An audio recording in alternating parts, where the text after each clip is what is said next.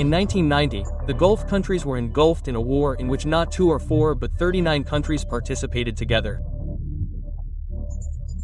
This war took place between 1990 and 1991, in which Iraq under the leadership of Saddam Hussein invaded Kuwait. The whole world thought that this war was fought because of crude oil and territorial dispute. But the truth was much more than this. This war in the Gulf was for supremacy. The Gulf War was the first war of the 21st century in which high-tech weapons and machinery were used. This was the first time when all international news channels were broadcasting a war. When the public was watching this war in '90 on their TV sitting at home, they felt as if they were watching an advanced video game. That is why this war is also called a video game war.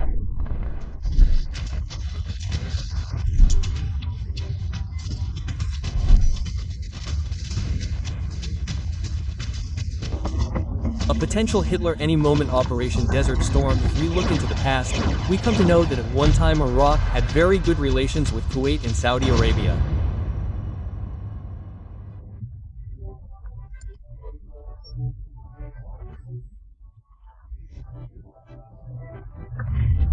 But what happened that Saddam Hussein tried to encroach upon both of them? In 1979, Islamic Revolution took place in Iran, in which revolutionary cleric Ruhollah Khomeini himself became the leader of Iran by removing Mohammad Reza Pahlavi from the throne.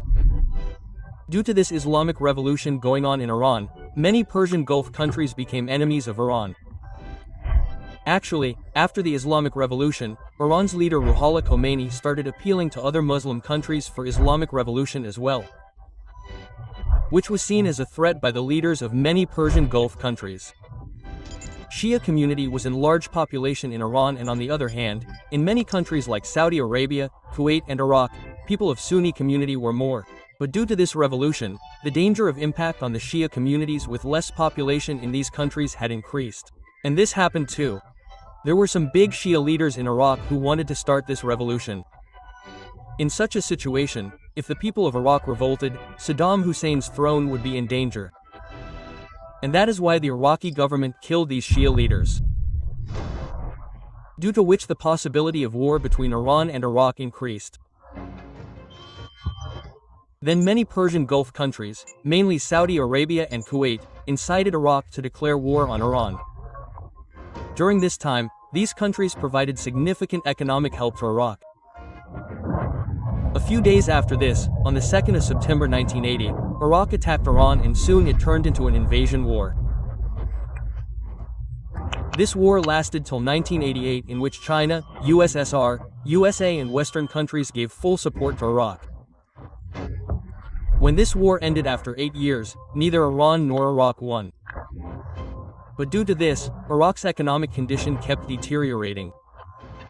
Iraq got only ruin and poverty in the Iran-Iraq War.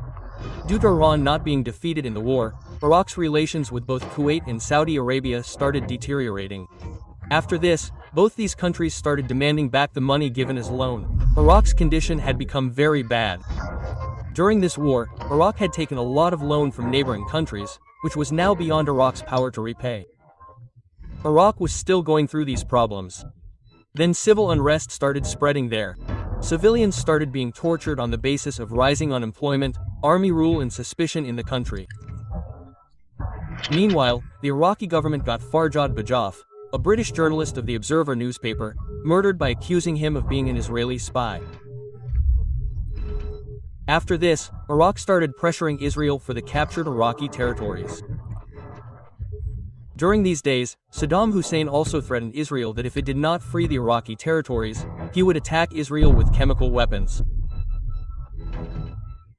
USA was shocked by this, and USA also lifted its hand from Iraq's head. Iraq was devastated after the massive destruction caused by the war. After the rising unemployment, lack of money and the terrible destruction caused by the war, there was nothing left in Iraq's treasury.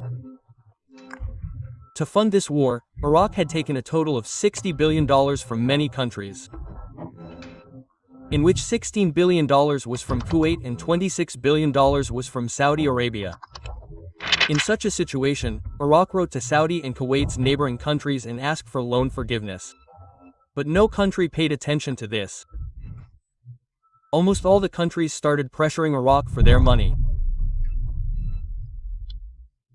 To return it, Iraq's oil minister at that time, Issam al-Chalabi, had requested OPEC countries to reduce oil production and himself slowed down oil production so that crude oil could get a good price in the international market and Iraq could repay all its debts in a short time.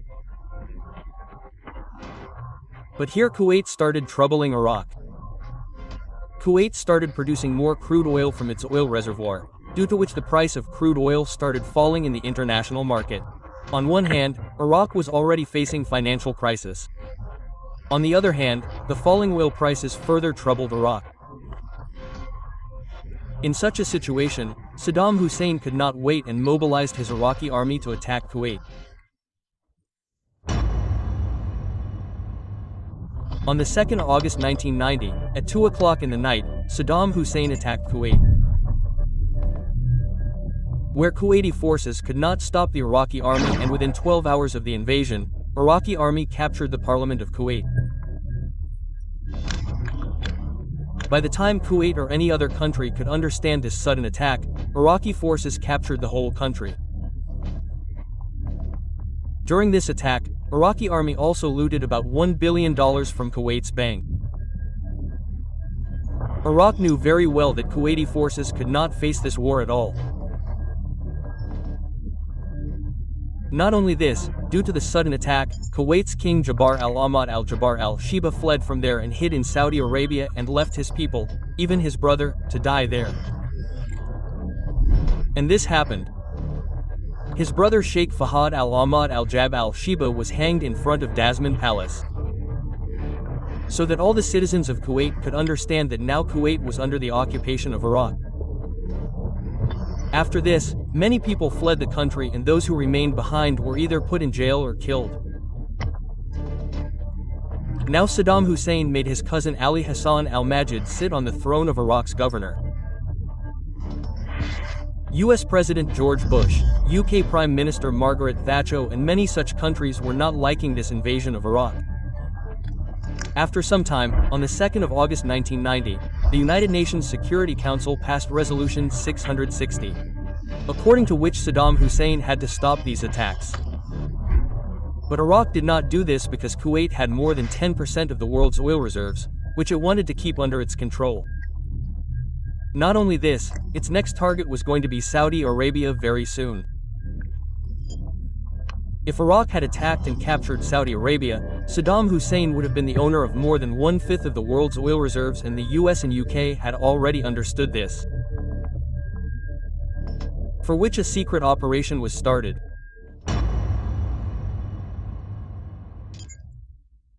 Just 4 days after the attack on Kuwait, a US team meets Saudi King Fahd and tries to convince him that if Iraq attacks them, the Arabian army will not be able to defeat them. By the way, Saudi Arabia itself was very upset with this invasion, because Saddam Hussein had also captured many Arabian oil reserves. To save his country, King Fahd gives permission to the US alliance to use his airspace. America had its eyes on Kuwait's oil reserves for a long time. And when UK Prime Minister Margaret Thatcher requested for cooperation, the US, looking at its own benefit, came against Iraq. After this, first of all the UNSC imposed economic sanctions on Iraq under Resolution 661 and started naval blockade under Resolution 665. Then to save Saudi Arabia, the UN created a coalition force in which armies of 39 countries like Egypt and Syria were present. Even now Saddam Hussein had not attacked Saudi Arabia. But now the world leaders had turned against Saddam Hussein and the launch of the coalition army was certain. On the 29th of November 1990, the USSC passed Resolution 670, according to which Saddam Hussein will have to stop this invention within 6 weeks, i.e. by the 15th of January. But this warning has no effect on Saddam Hussein. He felt that the cosmonaut forces would not be able to stand against the Iraqi army, and if American soldiers lost their lives, the US people would revolt against their government just like in the Vietnam War.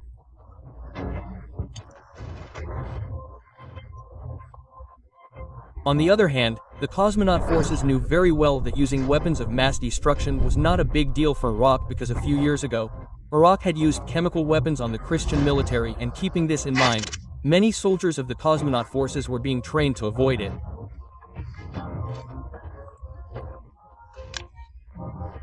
A week before the deadline given to Saddam Hussein expired, more than 7 lakh cosmonaut forces soldiers gathered in Saudi Arabia. Not only this, the best pilots, jet fighters and aircrafts from all over the world were present in Saudi at this time and were fully prepared to fight any attack from Iraq. But before the cosmonaut forces attacked Iraq, all the countries wanted to give Iraq a chance. And taking this effort forward, American Foreign Minister James Baker talks to Iraq Foreign Minister Tariq Aziz. In this 8-hour conversation, America asks Iraq to withdraw from Kuwait, which Iraq refuses to accept. After that, as soon as the talk of war comes up, the US warns Iraq that if Iraq attacks the coalition forces with chemical weapons during the war, then America will respond with nuclear weapons. This last agreement also does not yield any result, and Operation Desert Storm begins.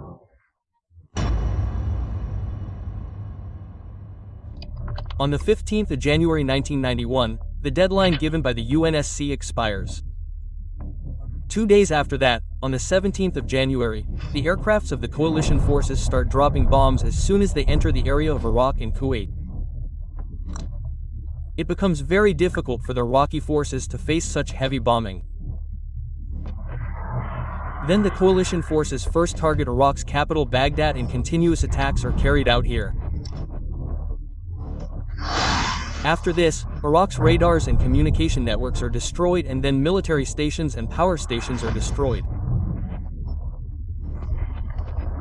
The intention of the coalition forces behind doing this was to paralyze Saddam Hussein's military, because this was the only way to defeat the Iraqi army. Saddam Hussein had already got a hint of this, and that is why he launched Scud missiles on Israel. Actually, Israel and America had very good relations, and Israel has been hostile to almost all the Gulf countries. In such a situation, if Israel had attacked Saddam Hussein again, then all the other Gulf countries would have come in Saddam's side against Israel, and the army alliance of 39 countries would have broken. In such a situation, America stepped forward and stopped Israel from retaliating.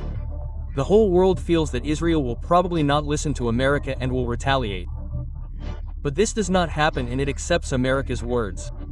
Eventually, former Prime Minister Shamir decided not to attack due to the strong pressure from Washington. To stop Saddam's Scud missiles, America gave Israel a lot of Patriot missiles, due to which the Scud missiles coming on Israel became ineffective. After this, the coalition forces killed many Iraqi troops, after which Saddam Hussein made a new plan, and the Battle of Kaf began, in which Iraq moved forward to attack Saudi Arabia. Here the coalition forces had to face some problems, because fighting in such high temperature was very difficult for many of these troops. But due to the large population of the Air Force and the coalition forces, the Iraqi army had to face defeat. On the other hand, the coalition forces were still continuously attacking Baghdad, due to which Saddam Hussein set fire to about 600 oil wells in Kuwait and blew them up with bombs. This decision of Saddam caused great damage to the ecology of the world. The whole of Kuwait was engulfed in fire, due to which it was impossible for the air forces to launch an air attack, and then on the 24th of February, the coalition forces landed on the ground and drove the Iraqi forces out of Kuwait. Here the coalition forces had two aims. First, to liberate Kuwait from Iraq, and second, to weaken the forces of Iraq attacking Israel secretly, which the coalition forces accomplished in 3 days. On the 27th of February 1991, Saddam Hussein called his army back to Iraq. And here George Bush announced that Kuwait was now free from the jungle of Iraq. Kuwait liberated, Iraq defeated, our military objectives are accomplished. After this war, the economy of Iraq fell to a very low level, and even today the people here are suffering the consequences of many wrong decisions of Saddam Hussein. At this time, if the UNSC wanted, it could have arrested Saddam Hussein, but they did not do so, due to which Saddam continued to rule Iraq for a few more years. This war affected the entire Gulf countries, but at the same time it also affected India. Thousands of Indians lived in Kuwait, who mostly worked in crude oil refineries and oil wells there. During this invasion, about 70,000 Indians were stranded in Kuwait, and it was very important to get them out of this war zone.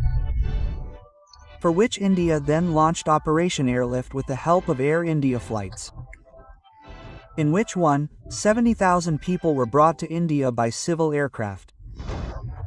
An interesting thing here was that due to good relations between India and Iraq at that time, Indians living in Kuwait were given permission to go out of the country. After which everyone was brought to India by about 500 civil aircraft. During such a big rescue operation, the Indian government faced many other problems, like it was very difficult to communicate there, due to which the entire situation there was not understandable. Akshay Kumar's movie Airlift was released a few years ago based on this war. After watching it, you will be able to understand how difficult this operation was. But still, this operation was successful with the help of Air India's top pilots. Whenever the Gulf War is talked about, those horrific scenes start coming in front of the eyes. When hundreds of crude oil wells in Kuwait were burnt. This not only led to the wastage of fossil fuels but also had a bad effect on the environment of the whole world. Lots of lives were lost. Resources worth crores were wasted and nothing was received in return. Yes, this war definitely gave birth to another war in the coming times. With the end of this war, the situation in Iraq became even worse. There was already poverty and misery there. As soon as the Gulf War ended, Iraq reached the state of collapse. Many rights were taken away from Saddam Hussein, and all the weapons of mass destruction available there were destroyed.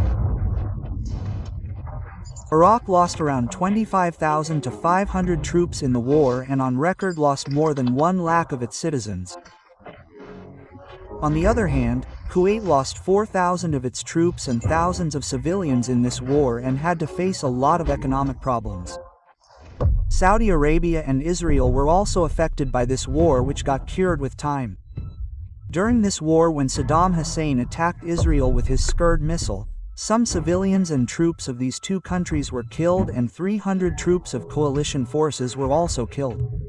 If we talk about the environmental impacts of this war, then around 3.5 million tons of crude oil was spread all over the desert of Kuwait. 8 lakh tons of oil was spread over the Persian Gulf. Apart from this, 6 to 8 million barrels of crude oil damaged the entire marine environment. The burning oil well in Kuwait spread marine life up to 1,000 km. The temperature of the area up to 1,000 meters suddenly increased. Its actual impact was felt some time later in Turkey, where in March 1991, black acidic rain occurred, due to which the agricultural sector of this country suffered a lot. More than 800 oil wells of Kuwait kept burning for months, due to which nitrogen oxide, radium, hydrogen carbons and hydrogen sulfide gases were produced in large quantities. Due to this, the health of people was badly affected not only in Kuwait but also in many neighboring countries. The chemical weapons used in the war by Iraq made diseases like amnesia, lack of vitamin D in bones and depression common among people.